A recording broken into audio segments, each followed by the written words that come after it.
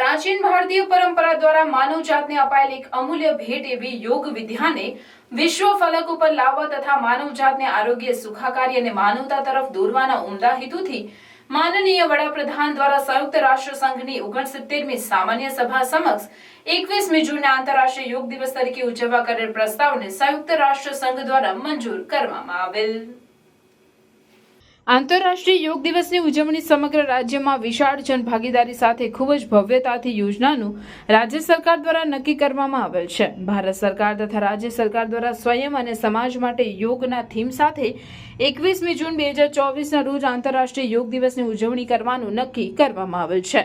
ચાલુ વર્ષે પણ 21મી જૂન 2024 10મા આંતરરાષ્ટ્રીય યોગ દિવસની ઉજવણી સમગ્ર રાજ્યમાં વિશાળ જનભાગીદારી સાથે કરવાની હોય આ ઉજવણીના ભાગરૂપે મહાનગરપાલિકા, જિલ્લા, તાલુકા, નગરપાલિકા, ગ્રામ્ય, વોર્ડ, શાળા, કોલેજ, અન્ય સંસ્થા વગેરે તમામ કક્ષાએ યોગ દિવસના ઉજવણીના કાર્યક્રમનું આયોજન કરવામાં આવ્યું હતું.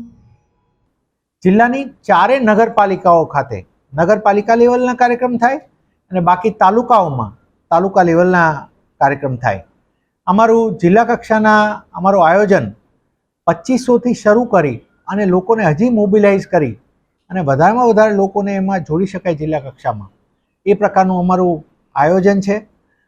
તમામ પ્રકારના કેમ્પ્સથી લઈને એ પ્રકારની અમારી ગ્રાઉન્ડ વર્ક શરૂ થઈ ગયું છે.